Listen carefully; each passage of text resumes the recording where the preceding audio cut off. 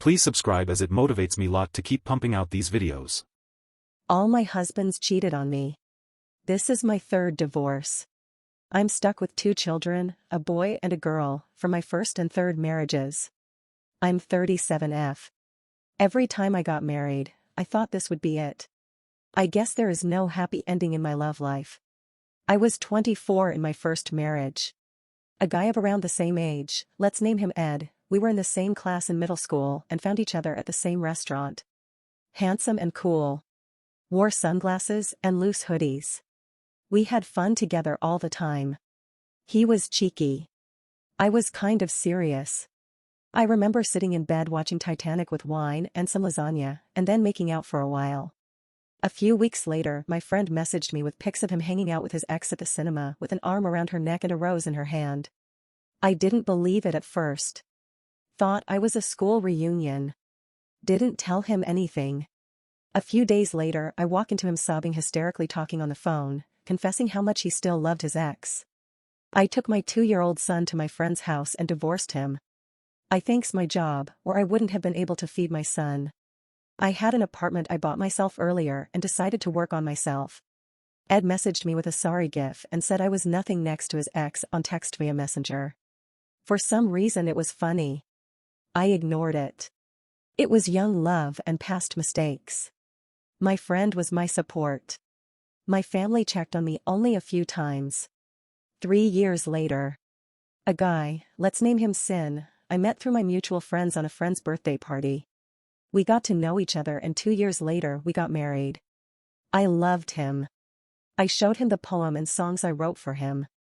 I took him on dates and gifted him flowers too. He only returned the favor twice after we had a fight, and on the saying of my friend who he was close to as well. My son loved him. He loved my son. But a good father does not equal a good relationship, does it?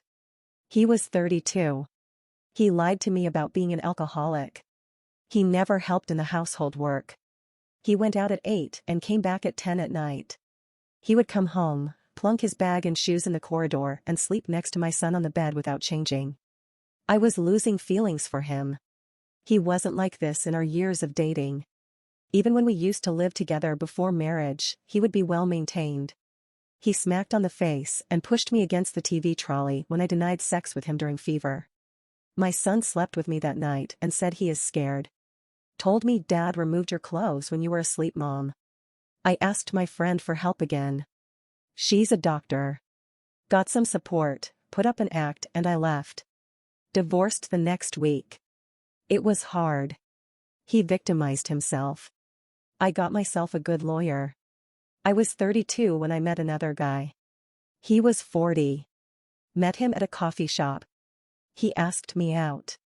I was cautious. But he became grown on me. I couldn't help but be vulnerable.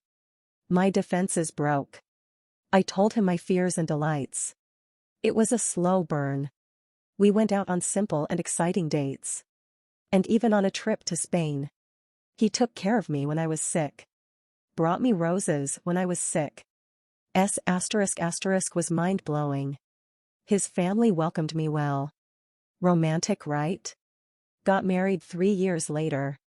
It was going well. We always had mature conversations during fights and understood each other's love languages. He never got mad angry and always eased me when I relaxed. I made his favorite meals whenever he would be upset. Never forced me into doing anything. I got pregnant a year later. Morning sickness, half an hour in the bathrooms, bloating and swelling, dizziness and insecurity.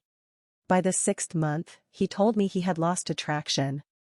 That I was too fat and smelly for him. I had weird line up my torso, and my breast looked like pitiful sacks of sand. That my butt wiggled too much and lost their shape. My hair was frizzy. I had lost fashion sense and that I looked like melted plastic with the glow. That he is sick of taking care of me in the mornings, and that I am abnormal because of how lazy I am in the afternoons. I tried my best. I tried cleaning the house. I kept myself cleans. Showered daily, tried to fix my hair, wear makeup maybe, go on walks. It the hardest ever. The baby wasn't helping. Clothes made me look like a sack. My swollen feet killed me. It's his kid too, isn't it? But when I told him that, he said that just because I got a big belly doesn't excuse me from my lady duties. The fight was a long one. I sent my son to my friend. He was growing up and started to realize how shitty life is. I didn't want to destroy him. The next week, he apologized with a sorry over breakfast, but never showed a change. I couldn't handle divorce then. On the day of her birth, he was absent. My son and friend were present, along with my cousin brother. When we drove home, I found him with 2 naked women in the living room sofa. I divorced him. My son is affectionate with my daughter. My friend has helped me. Moved my stuff in her guest room. I'm better now, physically though. I'm not falling in love again. I have my children to look after. A friend to return the favors. Men are some of the most horrible creatures. I now believe that they hold no feelings, no fear of consequences. They dread of living with only one woman, 'cause you, who likes wrinkles and stretch marks and cellulite, when you can have bitches and models. Playboy sounds cool till the age of 80, and then find a young teen who'll take care of you and indulge in your fantasies. Love and relationships are traps tangled with chemicals and hormones lacking genuineness and humanity. Subscribe.